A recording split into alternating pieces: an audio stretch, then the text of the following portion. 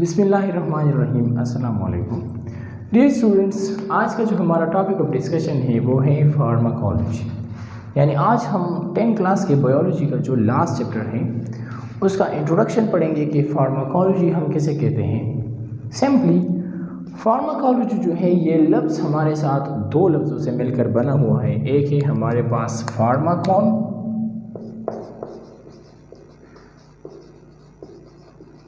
और दूसरा लफ्ज़ हमारे पास है लोगोस। तो फार्माकॉन का मीनिंग क्या है? फार्माकॉन मीन्स ड्रग और लोगोस तो आप जानते हैं कि इसका मतलब क्या है, टू स्टडी। ठीक है, ये हम पढ़ लेते हैं कि टू डिस्कस। इसमें हम डिस्कस करते हैं, इसमें हम स्टडी करते हैं। क्या? टू डिस्कस, टू स्टडी या टू डिबेट्स। ठीक है, जिसमें हम बात मुबाहिसा करते हैं, जिसमें हम मुतालिया करते हैं किसके? ड्रग्स के। उस ब्रांच की साइंस को हम फार्माकोलॉजी कहते हैं। यानी सिंपली हम कहते हैं कि pharmacology is the branch of science which deals with the study of drugs. ठीक है, या हम इसी तरह कह सकते हैं कि the scientific study of drugs. हम सिंपली कह सकते हैं कि the scientific study of drugs is called pharmacology.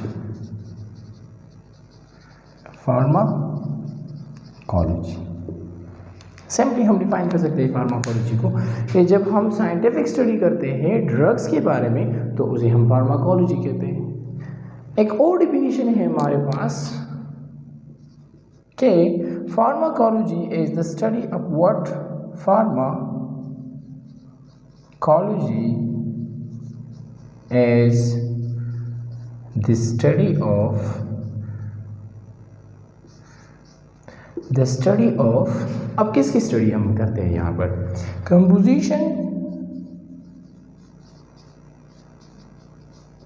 Composition.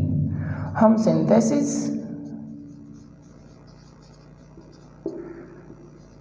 Sources. ठीक है, ड्रग्स के बारे में यानी फार्माकोलॉजी की जो हम एग्जैक्ट डिफिनीशन करते हैं वो ये है। ठीक है, कि pharmacology is the study of composition, synthesis, sources, properties, applications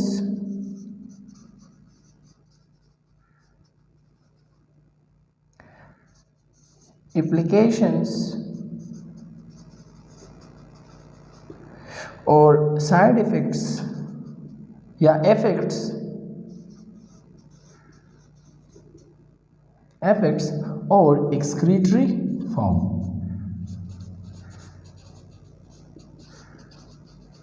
किसके? ये तमाम चीज़ें हम स्टडी करते हैं ड्रग्स के। ठीक है, ये हमारे पास एक सबसे अच्छा डिफिनीशन है कि pharmacology is the study of composition. Drug किन किन चीज़ों से बना हुआ है। सिंथेसिस, किस तरह हमारे पास ड्रग बनता है।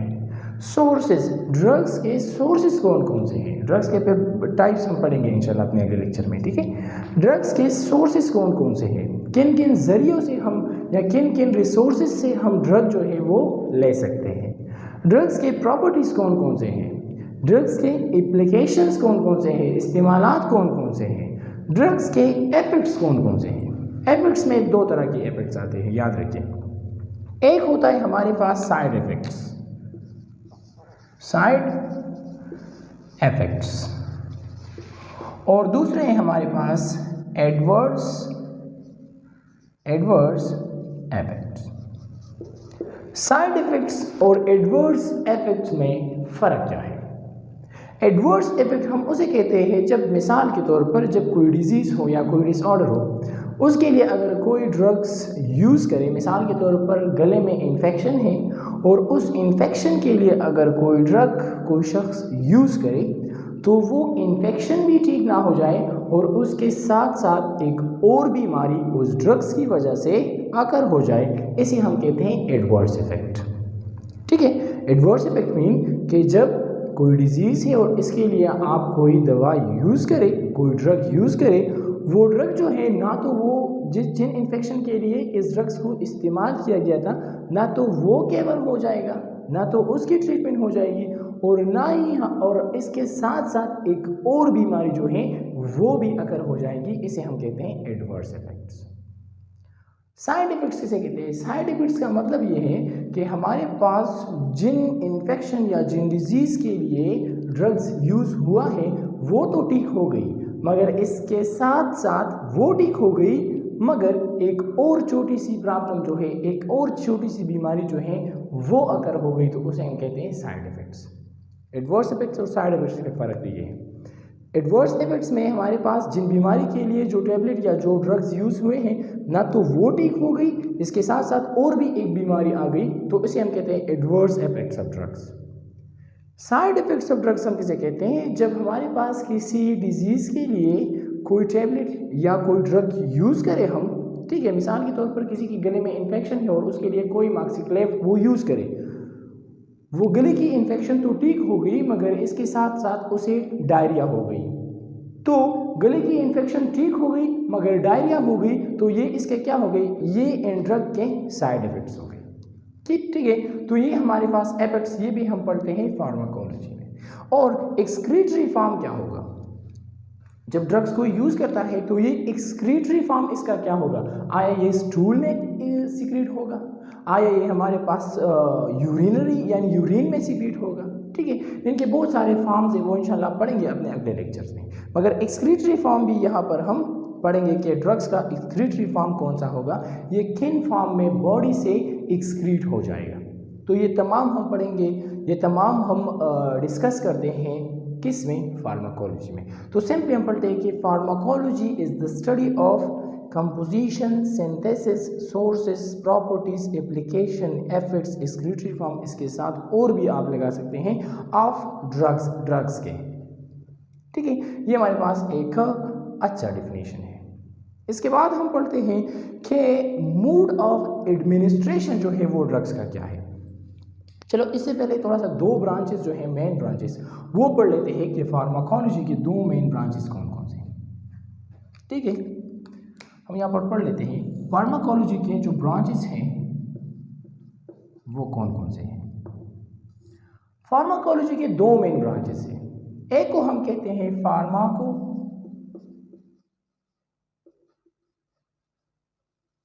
डायनेमिक्स,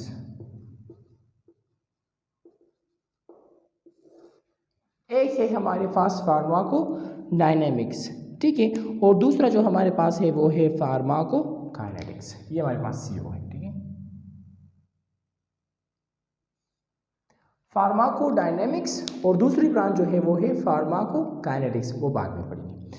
अच्छा, फार्माको डायनेमिक्स हमारे पास क्या है? ये दो लफ्जों से मिलकर बना हुआ है। एक तो हमारे पास है फार्माकॉन,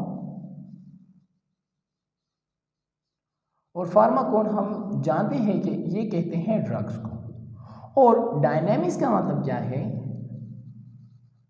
डायनेमिक्स का मतलब है power,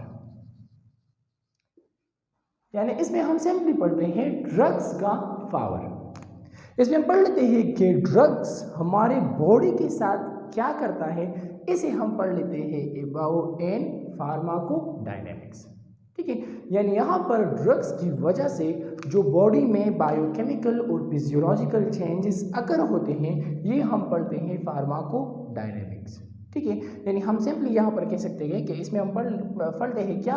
what the drug, what does the drug do to the body. इसमें पढ़ लेते हैं कि ड्रग्स हमारे बॉडी के साथ क्या करता है, ये पढ़ते हैं फार्माकोडायनेमिक्स में। ड्रग्स के पावर को देखते हैं कहाँ पर? बॉडी में। जब बॉडी को इंजेस्ट हो जाए ड्रग्स, तो उन ड्रग की जो पावर है वो हम पढ़ते हैं फार्माकोडायनेमिक्स में, कि what does the drugs do to the body, ठीक है। ड्रग्स बॉडी के साथ क्या करता है, ये हम पढ़ते हैं फार्माकोडायनेमिक्स में। और इसमें हम सिंपली पढ़ते हैं कि जो केमिकल, बायोकेमिकल या फिजियोलॉजिकल जो चेंजेस होते हैं वो हम पढ़ते हैं यहाँ पर फार्माकोडायनेमिक्स में। दूसरी ब्रांच जो हमारे पास है वो है pharmacokinetics.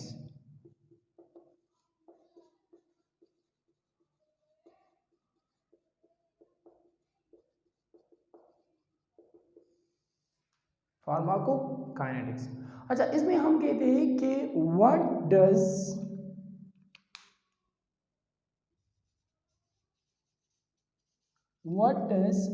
the body to do with to do the drug या with drug। इस पे हम ये पढ़ लेते हैं कि इसमें फार्माकोकाइनेटिक्स में हम पढ़ते हैं कि what does the body to do with drugs, कि हमारी बॉडी ड्रग के साथ क्या करती है। यहाँ पढ़ते हैं फार्माकोकाइनेटिक्स में मीन कि बॉडी किस तरह से ड्रग्स को एब्जॉर्ब करती है, किस तरह से इनकी मेटाबॉलिज्म होती है, किस तरह से ये हमारे पास एक टारगेट टिश्यूज की तरफ पहुँचती है और किस तरह से इसकी एक्सक्रीटरी फॉर्म होती है।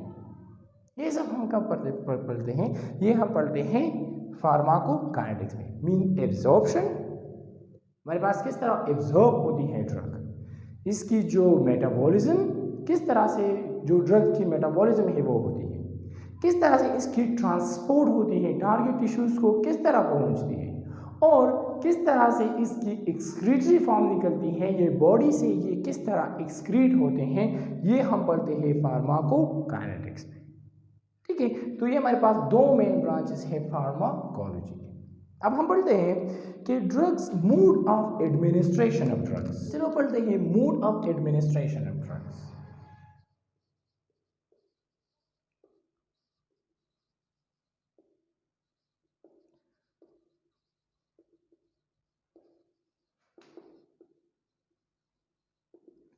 ड्रग्स की एडमिनिस्ट्रेशन, बॉडी को ड्रग्स किस तरह जाती हैं, बॉडी को किस तरह ड्रग इंजेस्ट होते हैं, ये हम पढ़ेंगे इसी टॉपिक में। Mood off administration of drugs. वैसे तो बहुत सारे मेथड्स हैं mood off administration of drugs के, यानी ड्रग्स के अंदर जाने के, अंदर दाखिल होने के बॉडी को, मगर यहाँ पर आपके बुक पे सिर्फ दो मेथड डिस्कस किए गए। हम दो तरीक़ों से ड्रग्स को इंजेस्ट कर सकते हैं बॉडी में। जो फर्स्ट वन है हमारे पास वो क्या है, वो है ओरली। ठीक है, और जो दूसरी फॉर्म है वो है इंजेक्शन के फॉर्म में। ठीक है, या तो वो इंजेक्शन हम IM लगा सकते हैं इंटरमस्कुलर, या हम IV इंटरवीनस लगा सकते हैं। ठीक है, बाज़ दफ़ा लोग कहते हैं कि टैबलेट के बजाय या कोई दवाई के बजाय, कोई शरबत के बजाय जो इंजेक्शन है वो जल्दी काम करती है, यानी रिस्पॉन्स जल्दी देते हैं कौन, इंजेक्शन में जो ड्रग्स हम यूज़ करते हैं एज़ कम्पेयर टू ओरली। अब इसके पीछे क्या है, इसके पीछे राज क्या है कि क्यों हमारे साथ जो इंजेक्शन में जो हम ड्रग्स देते हैं इंजेक्शन फॉर्म में, उसकी जो रिस्पांस आती है वो बहुत क्विक आती है एज़ कम्पेयर जो ओरली हम टैबलेट यूज़ करते हैं या जो दवाई यूज़ करते हैं, शरबत वगैरह, सिरप वगैरह, उसके। सबसे पहले हम पढ़ लेते हैं ओरल। ठीक है, ओरली जो एडमिनिस्ट्रेशन ऑफ ड्रग्स हैं,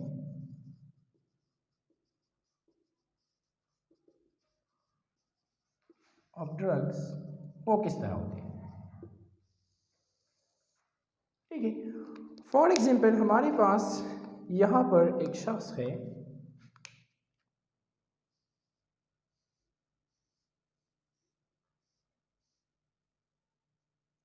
और उनको दी ओरली दवाई।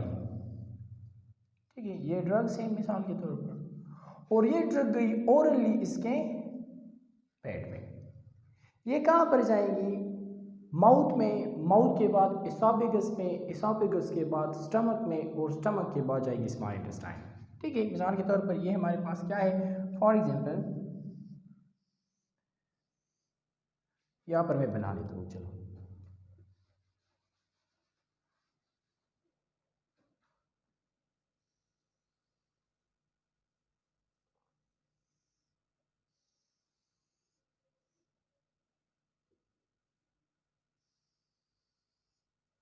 फॉर एग्जांपल यहाँ पर आ गई ड्रग्स, ठीक है, तो ड्रग्स आ जाएगी